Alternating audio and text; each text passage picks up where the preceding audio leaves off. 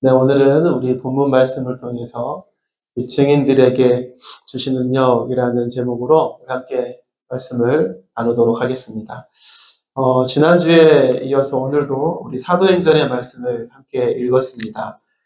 사도행전은 하나님의 복음이 어떻게 확장되어 가는지, 그리고 그 사도들이 그 복음을 어떻게 선포하였는지에 대한 모습들을 우리에게 잘 보여주는 책이다라고 했었습니다. 그래서 사도행전을 어떤 이들은 복음행전이다 이렇게 부른다고도 말씀을 나눴었죠.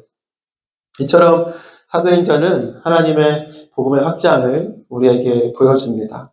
그리고 이 복음의 확장은 누구를 통해서 이루어졌습니까? 바로 예수님의 그 부활하심을 목격한 수많은 예수님의 제자들, 그리고 예수님의 증인들을 통해서 이 복음이 확장되어 갔습니다. 이런 복음의 증인으로 살아갈 사람들에게, 그리고 제자들에게 예수님은 승천하시기 전에 한 가지 당부하신 말씀이 계셨습니다. 바로 오늘 본문의 4절에 나와 있는 말씀이었죠. 예수께서 사도들과 함께 잡수실 때에 그들에게 이렇게 분부하셨습니다. 너희는 예루살렘을 떠나지 말고 내게서 들은 아버지의 약속을 기다려라. 아멘. 그럼 이것이 예수님의 마지막 당부였습니다. 야, 이제 우리 함께 밥 먹었다. 우리 이거 마지막이야. 알았지? 이거 먹고 이제 우리는 다 흩어져가지고 복음 전하는 거야. 열심히 해. 화이팅! 알았지? 이렇게 하시는 게 아니라 뭐라고 하셨다고요? 얘들아, 아직 스톱. 멈춰. 떠나지 마. 아직 예루살렘을 떠나지 말고 기다려라. 기다려라. 아버지께서 약속하신 것이 오시기까지 기다려라. 이렇게 말씀을 하셨다는 거죠. 아버지께서 약속하신 것, 여러분 그것이 무엇입니까? 바로 성령이었죠. 성령. 이 성령은 증인으로 살아가는 삶에 있어서 너무나 중요한 것이었습니다. 없어서는 안 될 것이었지요. 그래서 예수님께서 아직 출발하지 말아라, 기다려라 라고 말씀을 하셨던 것 아니겠습니까? 여러분 도대체 이 성령이 제자들에게 임하면 여러분 어떠한 일이 일어나는 것일까요? 바로 그 얼마나 중요한 것이기에 예수님은 아직 기다려라 라고 하신 것일까요? 오늘 본문에 우리가 읽었지만 1장 8절의 말씀을 보면 그 힌트를 우리에게 주고 있는 것 같습니다.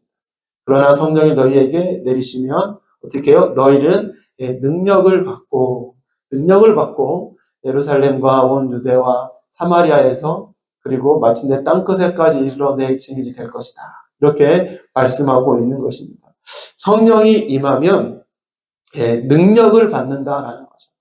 결국 증인으로 살아가는 그 백성들의 삶, 제자들의 삶에 있어서 여러분 중요한 게 무엇입니까? 성령을 통해서 받은 그 능력이 중요했던 것이죠. 이 증인의 삶은 주신 능력을 붙잡고 살아가는 삶이라는 것을 우리에게 보여주고 있는 것입니다. 사랑하는 여러분, 복음의 증인들에게는 바로 이와 같은 성령께서 주시는 여러분 능력이 있었습니다. 그리고 그 능력으로 사도들과 또 제자들이 그들의 삶의 현장에서 끊임없이 예수 그리스도의 복음을 증거했던 것이죠. 여러분 이 복음은 바로 그 당시 가장 복음이 전해지기 어려웠던 곳, 가장 복음이 전해지기 힘든 지역, 그리고 기독교에 대한 핍박이 가장 극심했던 그곳, 바로 그 당시에 땅끝이라고 생각했던 바로 로마에까지 이 복음이 증거되었던 것입니다. 성령께서 주신 능력으로 말미암아죠. 사도행전에 여러분 우리가 1장을 보고 있는데 사도행전 제일 마지막에 어떻게 끝나고 있는지 알고 계십니까? 바로 28장 30절에서 31절 말씀입니다. 한번 같이 읽어볼까요? 시작! 바울은 자기가 얻은 셋집에서 꼭 2해 동안을 지내면서 자기를 찾아오는 모든 사람을 맞아들였다. 그는 아무런 방해도 받지 않고 아주 담대하게 하나님 나라를 전하고 주 예수 그리스도에 관한 일들을 가르쳤다. 아멘. 여러분 로마에 도착한 사도 바울이 뭘 하고 있는 겁니까? 자신의 집에서 이 생명의 복음을 계속해서 힘있게 전했다는 거죠. 누구의 눈치도 보지 않고 누구의 간섭도 받지 않고 이 복음을 전했다라는 것으로 사도행전이 마무리가 되고 있습니다. 여러분, 예수 그리스도의 복음이 수많은 증인들을 통해서 여러분 그 당시 땅끝이라고 여겨졌던 로마에까지 복음이 퍼져나갔던 그 모습으로 사도행전이 마무리가 되고 있는 거죠. 사도행전은 바로 성령이 임하심으로 능력을 받은 복음의 증인들이 그 복음을 증거하고 마침내 그 복음이 로마에까지 이르게 되었다라는 이 과정을 우리에게 자세하게 보여주는 책인 것입니다. 여러분, 그렇다면 여러분, 우리에게 한 가지 궁금증이 생기지 않습니까? 아니, 도대체 성령께서 제자들에게 주신 능력이 어떠한 능력이기에, 그 능력이 무엇이기에 이처럼 그렇게 예수님을 배신한 사람도 있었고 예수님을 떠난 사람도 있었는데 그 사람들이 확 바뀌어가지고 복음을 땅끝에까지 전하는 삶으로 살아갔을까? 그리고 이 복음이 도대체 능력이 무엇이기에 예수님께서는 야, 전도하러 가지 마. 기다려야 돼. 성령에 주신 그 능력을 받고 나가야 돼. 라고 하면서 제자들을 멈추게 하셨을까요? 그런데 여러분, 오늘 본문에서 보니까 바로 이 능력이 어떠한 능력인지, 무슨 능력인지 설명해 주지 않고 있습니다. 그냥 능력을 받을 것이다, 받는다라고만 이야기하고 있는 것이죠. 여러분, 단순히 귀신을 쫓아내는 능력, 단순히 병자를 고치는 능력이라고 한다면 여러분, 제자들은 이미 예수님과 동행하는 그 3년의 기간 동안 이미 예수님이 짝지어서 보내서 병자를 고치고 귀신을 쫓는 일들을 이미 행했던 사람들이 제자들이지 않습니까? 굳이 그러한 능력이라면 예수님께서 굳이 야, 너희 멈춰라, 기다려라 라고 하실 필요가 있었을까요? 도대체 이 성령이 임하심으로 주신 이 능력이라는 것이 여러분 어떠한 능력일까요? 우리가 이 능력이 무엇인지 여러분 설명해 주고 있지는 않지만 우리가 이 능력이 어떠한 능력인지 우리가 확인할 수 있는 방법이 하나가 있습니다. 그 방법이 무엇인가 하면 바로 사도행전을 써갔던 수많은 사도들과 증인들의 삶을 우리가 살펴보는 것이죠.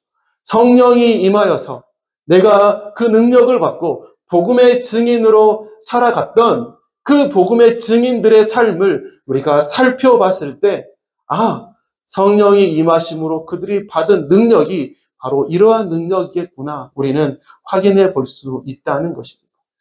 오늘 그 내용들을 우리가 함께 같이 생각해 보고자 합니다. 사도들이 받았던 그 능력이 무엇인지 함께 나눌 텐데요. 첫 번째로는요, 성령께서 증인들에게 주신 능력은 어떠한 능력일까? 바로 끝까지 포기하지 않는 능력이라는 것입니다. 끝까지 포기하지 않게 하는 능력.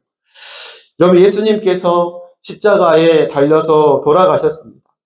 그 이후에 여러분 제자들의 삶이 어떠했습니까?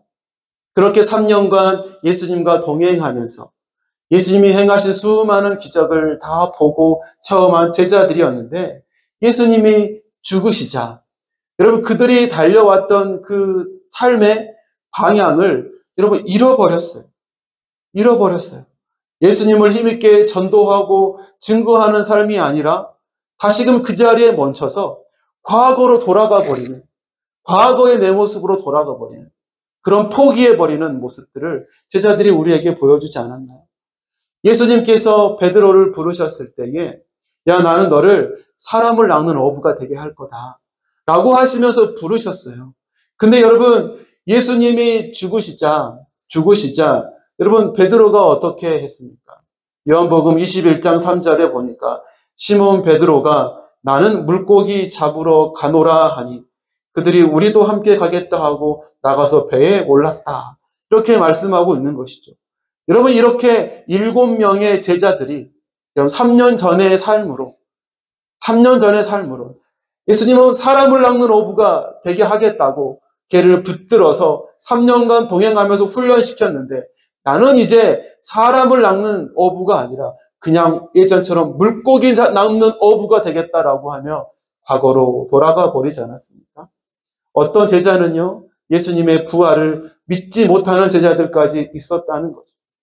여러분, 예수님과 열심히 다니면서 하나님의 심을 보이셨던 그 예수님의 사역을 봤던 제자들이 예수님이 죽으신 후에 그의 삶을 멈춰버리고 과거로 돌아갔습니다. 근데 여러분, 사도행전을 보면 여러분 이러한 제자들의 삶이 어떻게 바뀌었습니까? 하나님께서 약속하신 성령이 오셔서 그들에게 능력을 주셨을 때 이들의 삶이 어떻게 바뀌었나요?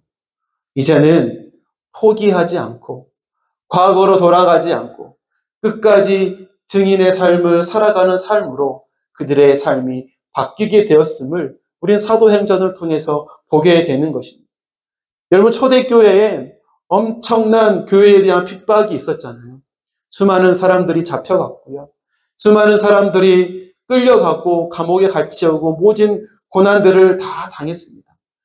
근데 여러분, 그러한 상황 가운데 제자들의, 증인들의 삶은 이전과는 확연히 달라진 모습을 우리에게 보여주고 있어요. 사도행전 8장 4절부터 5절 말씀입니다. 그런데 흩어진 사람들은 두루 돌아다니면서 말씀을 전하였다. 빌립은 사마리아 성에 내려가서 사람들에게 그리스도를 선포하였다. 이런 흩어진 제자들과 증인들은 그냥 그렇게 과거의 삶으로 고난 앞에 쓰러지고 무너지는 과거의 삶으로 돌아가지 않았어요. 고난 앞에 자신의 믿음을 부정하고 과거로 다시 돌아가지 않았습니다. 예수님이 죽으심 이후에 자신의 과거로 돌아갔던 그들의 삶을 완전히 떨쳐버리고 어떻게 해요? 이제는 예수 그리스도의 증인으로 끝까지 포기하지 않는 그들의 믿음의 삶을 살아내고 있다는 것입니다. 고난이 왔어요. 흩어졌어요. 근데 흩어지는 곳곳마다 하나님의 말씀을 전하는 거죠. 빌립도 흩어진 그곳에서, 피하는 그곳에서 그리스도를 선포했다라고 말씀하고 있는 거지 않습니까? 여러분, 어떻게 예수님의 증인들이 이렇게 바뀌어진 삶을 살게 되었습니까? 여러분, 그것이 바로 성령께서 주시는 능력으로 가능했음을 우리는 기억해야 하는 것입니다. 증인들에게 주시는 능력, 그것은 어떠한 상황 가운데서도 끝까지 포기하지 않고 증인의 삶을 살게 하는 능력이었던 것이죠. 사랑하는 여러분, 정말로 복음을 전하기 힘든 사람들이 있지 않습니까? 용기를 내서 복음을 전했지만 여러분, 나에게 돌아오는 것은 면박과 또 창피와 또 배신감, 그런 비난들을 우리가 경험할 때가 있잖아요. 근데 곰곰이 생각하면요, 이런 것은요, 좀 가까운 사람일수록 더 좀 심한 것 같아요. 가까운 사람일수록 더 상처를 받고, 더 배신감을 느끼고, 더 큰 비난을 받게 되는 경우가 있다는 것입니다. 여러분, 근데 이러한 상황 가운데 우리는 어떻게 해야 하는 것입니까? 바로 증인의 삶은 우리의 결단과 의지로 살아가는 삶이 아니라는 것을 우리는 기억해야 하는 것이죠. 우리는 더욱더 성령님을 의지해야 하는 것입니다. 성령님께 맡기고 그분의 통치하심으로 내 삶을 내어드리고 그분이 다스리는 삶을 되게 해야 되는 것이죠. 그럴 때 성령께서 어떠한 상황 가운데서도 끝까지 포기하지 않게 하는 힘과 능력을 우리에게 부어주시는 것이죠. 여러분, 이러한 성령의 능력은 우리의 모든 삶 속에서도 다 필요한 것 같아요. 내가 누구를 사랑하는 것도 마찬가지인 것 같습니다. 사랑은 어떤 겁니까? 사랑. 고린도전서 13장에 보니까 사랑은 오래 참고 친절한 거라고 이야기해요. 오래 참고. 근데 여러분, 오래 참고 하니까 딱 떠오르는 게 있잖아요. 갈라디아에서 본 성령의 열매. 사랑과 희락과 화평과 오래 참음. 여러분, 이 오래 참는 것. 여러분, 이게 무엇입니까? 끝까지 영혼에 대해서 포기하지 않는 마음 아닌가요? 포기하지 않는 마음. 여러분, 이러한 오래 참음, 포기하지 않는 것, 어떻게 가능한 거예요? 성령께서 주시는 능력으로 가능한 것입니다. 여러분, 포기하고 싶은 게 있으세요? 이제 그만 놓고 싶은 게 있으십니까? 더 이상 버티기 힘든 게 있으세요? 여러분, 성령님께 더욱더 의지하십시오. 그럴 때 끝까지 포기하지 않게 하시는 그 성령의 능력이 우리의 삶을 이끌어 가실 줄로 믿습니다. 또한 성령께서 증인들에게 주신 능력은 어떠한 능력인가? 두 번째로는요, 바로 고난을 당해내는 능력이었어요. 여러분, 예수님이 잡히시던 날에 여러분 베드로의 모습 우리 너무나 잘 기억할 것입니다. 여러분, 이 베드로는 그날 밤을 여러분 잊지 못할 거예요. 평생 되돌리고 싶을 시간이었을 것입니다. 평생 후회가 되는 시간이었을 것입니다. 그것이 무엇입니까? 예수님의 잡히심 앞에 자신이 예수님을 모른다고 3번이나 부인했던 그 밤이기 때문이죠. 예수님처럼 잡혀서 고난받고 매를 맞을 것 같은 두려움이 그의 마음 가운데 있었을지 누가 알겠습니까? 근데 여러분, 그처럼 베드로는 예수님을 저주하면서까지도 나는 예수님을 모른다고, 나랑 상관없다고 이야기하면서 그 자리를 떠났습니다. 그런데 여러분, 그러한 베드로가 사도행전에서 어떻게 변화되었습니까? 약속하신 성령이 임하셨을 때 성령께서 주시는 능력을 받고 나서 베드로는요, 완전히 그의 삶이 달라졌어요. 고난과 두려움에 예수님을 등졌던 그의 삶이 이제는 복음 때문에 당하는, 주님 때문에 당하는 인생의 고난을 넉넉히 받아내고 감당하고 있는 사람으로 베드로가 서 있다는 것이죠. 예수님께서 부활 승천하신 후에 베드로는 본격적으로 증인의 삶을 살아갔어요. 근데 그의 삶 가운데 이전과 다른 삶이 펼쳐지고 있었던 것입니다. 인생의 고난, 복음 때문에 당하는 고난을 그냥 받아내고 있는 거예요. 피하지 않고 도망가지 않고 받아내고 있는 겁니다. 베드로가 계속 복음을 전할 때 제사장들과 사두개인들이 그것을 못하게 하면서 베드로를 잡아다가 협박했습니다. 위협했습니다. 근데 거기에 굴하지 않았어요. 끊임없이 복음을 전했습니다. 이제 그랬더니 어떻게 합니까? 종교 지도자들과 사두개인들이 이번에는요, 베드로를 아예 잡아왔습니다. 5장 40절에서 42절 말씀이죠. 그리하여 그들은 사도들을 불려다가 때린 뒤에 예수의 이름으로 말하지 말라고 명령하고서 놓아주었다. 사도들은 예수의 이름 때문에 모욕을 당할 수 있는 자격을 얻게 된 것을 기뻐하면서 공회에서 물러나왔다. 그들은 날마다 성전에서 그리고 이 집 저 집에서 쉬지 않고 가르치고 예수가 그리스도임을 전하였다. 여러분, 이처럼 사도 베드로의 삶이 달라지게 되었어요. 매를 맞는 것, 고난을 당하는 것, 때림을 맞고 있는 그 모든 상황들을 여러분 그대로 묵묵히 피하지 않고 다 받아내고 있었다는 것입니다. 예전에 예수님을 부인하듯이 복음을 부인하고 그들의 권력 앞에, 두려움 앞에 무너지는 것이 아니라 오히려 이러한 고난을 기뻐하고 감사해하고 있다는 것이죠. 아니, 어떻게 나 같은 존재가 그리스도 때문에 모욕을 당할 수 있단 말인가?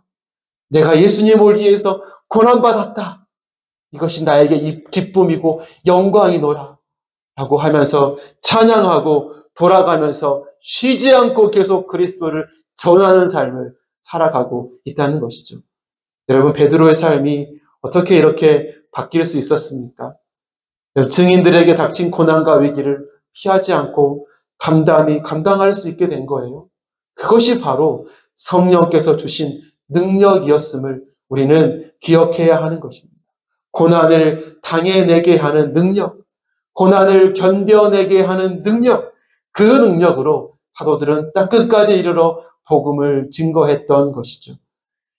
복음을 전하기 위해 수고했던 사도 바울의 삶도 우리는 기억할 것입니다. 고린도후서에 보면 어떤 삶을 살았는지 잘 보여져요.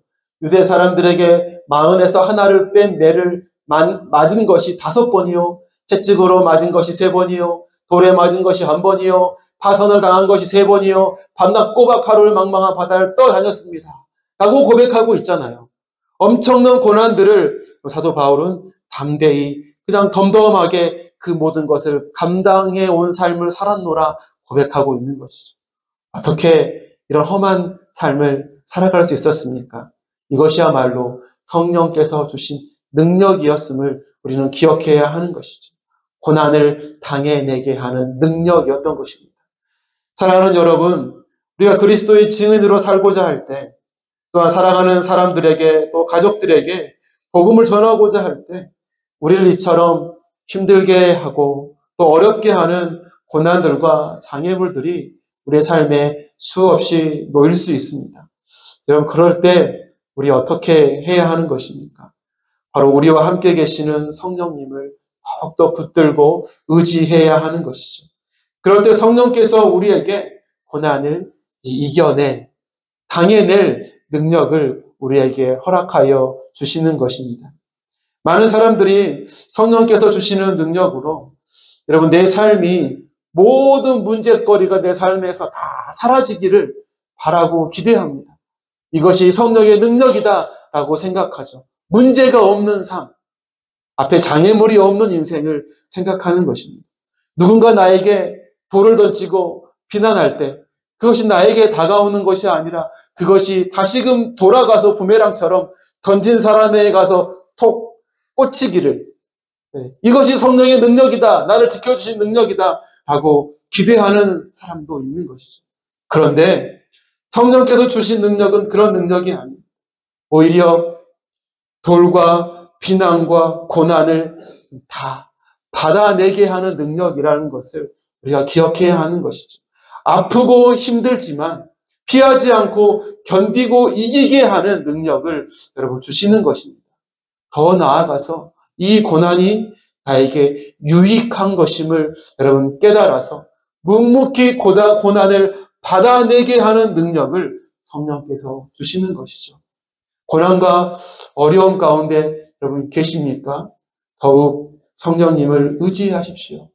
그럴 때 고난을 당해낼 수 있는 능력, 쓰러지지 않고 그것을 받아내고 견뎌낼 수 있는 능력을 우리에게 허락하여 주실 줄로 믿습니다. 마지막으로 성령께서 증인들에게 주신 능력, 어떠한 능력인가? 3번째는요, 자신을 죽이는 능력입니다. 자신의 생명을 기꺼이 드리는 능력인 것이죠.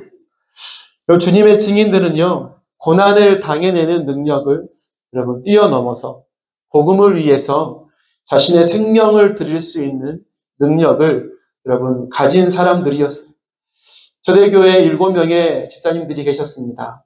그 중에 한 분, 너무 잘 알고 있는 스데반 집사님이 계셨죠. 스데반은 어떤 사람이었습니까? 사람들에게 인정받는 사람이었고 바른 신앙을 가진 사람이었습니다. 그리고 많은 사람들 앞에 설교를 했던 사람이죠. 근데 여러분, 그 설교의 내용을 듣고 있던 유대인들이 되게 그 설교를 듣기 싫어했어요. 왜 어떻게 설교를 했냐? 사도행전 7장에 이렇게 나와 있습니다. 조금 긴데 여러분 함께 같이 읽어볼까요? 자, 시작.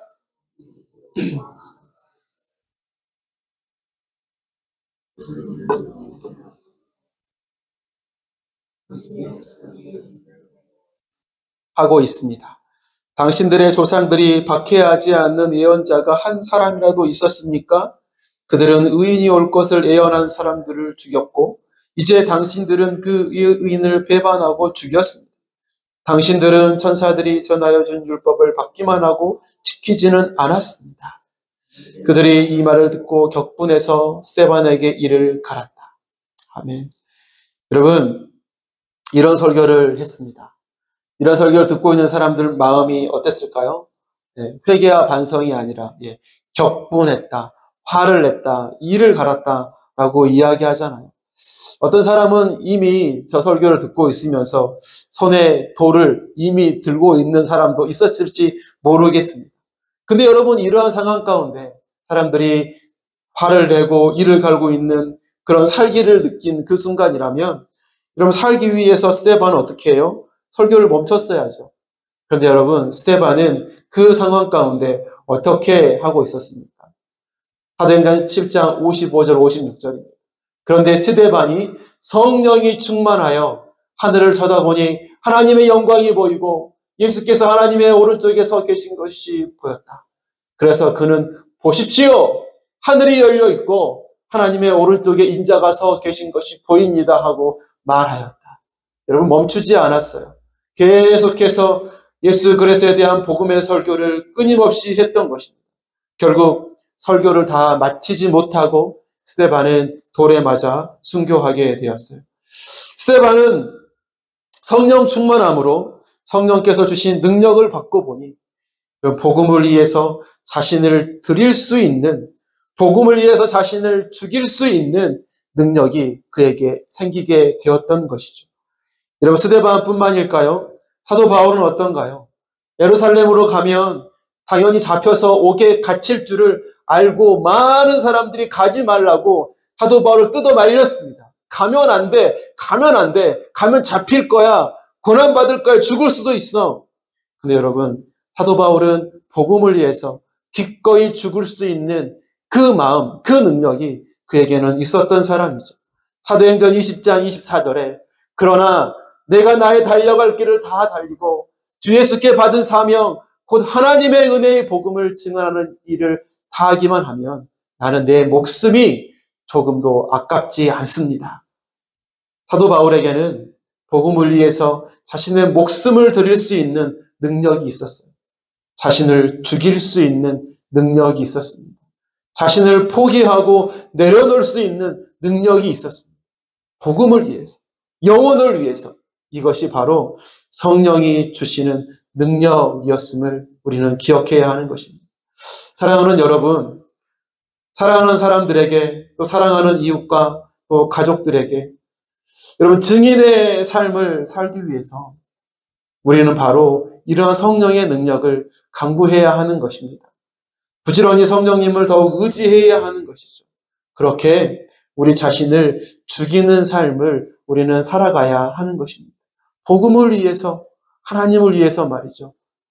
여전히 이기적인 내 모습, 계산적인 내 모습을 우리는 죽이는 삶을 살아야 하는 것입니다. 여전히 내 생각과 내 지식과 내 지혜와 내 경험이 정답이라고 생각하는 교만을 죽이는 삶을 살아야 하는 거예요. 내가 하는 것이 다 옳다고 생각하는 그 어리석음을 죽이는 삶을 살아야 하는 것입니다. 남들에게 머리 숙이지 못하고 대접받고 싶은 욕망들을 죽이는 삶을 살아야 하는 거예요. 아직도 꺾이지 못한 내 옛 자아와 자존심들을 끊임없이 죽이는 삶을 살아야 하는 것입니다. 왜요? 이 모든 것이 복음을 전하는데 장애물이 될 수 있기 때문인 것이죠. 우리는 복음 앞에서 우리 자신을 죽이는 삶을 살아가야 합니다. 이러한 삶을 어떻게 살 수 있습니까? 오직 성령님을 더욱 의지함으로 가능한 것이죠. 내가 성령님을 더욱 의지하고 동행할 때 성령께서 주시는 능력으로 기꺼이 우리 자신과 우리의 생각과 우리의 고정관념을 내려놓고 나를 죽이는 삶을 내려놓는 삶을 살아가게 될 것입니다. 자신을 죽이는 능력, 여러분, 그것이 바로 성령께서 주시는 능력이었습니다. 이 능력이 우리에게도 충만하시기를 간절히 소망합니다. 말씀을 맺겠습니다. 오늘은 증인들에게 주신 능력이라는 제목으로 말씀을 나눴습니다. 여러분, 많은 사람들이 능력이라는 단어를 생각하면 왠지 모르게 남들에게 없는, 나만이 할 수 있는 특별한 어떤 것, 이것을 생각하잖아요. 특별한 재능, 내가 손을 닿는 곳곳마다 금으로 변한다. 이게 재능, 능력이라는 거죠. 내가 사업을 하기만 하면 나는 이렇게 잘 되는 것이 눈에 쏙쏙 들어오는 능력이 있어서 다 잘 된다. 여러분, 이런 능력을 생각하잖아요. 내가 기도만 하면, 내가 만지기만 하면 병자가 일어나고 아픈 사람이 벌떡벌떡 회복되어지는 놀라운 그런 능력, 이런 능력을 생각합니다. 그러나 여러분, 성령께서 부어주시는 능력, 그런 능력이 아니었죠. 예수 그리스도의 복음을 위해서 기꺼이 고난의 자리에 앉을 수 있는 능력. 그리고 끝까지 내 삶을 주님 앞에 내어드리면서 내 삶을 죽일 수 있는 능력. 그리고 그러한 삶을 끝까지 포기하지 않고 달려갈 수 있는 능력. 여러분, 이것이 성령께서 주시는 능력이라고 했습니다. 여러분, 이러한 능력이 우리에게 충만하여서 세상이 아니라 하나님 앞에 칭찬받는 그런 멋진 증인들로 다 살아가는 우리 모두가 되시기를 간절히 소망합니다.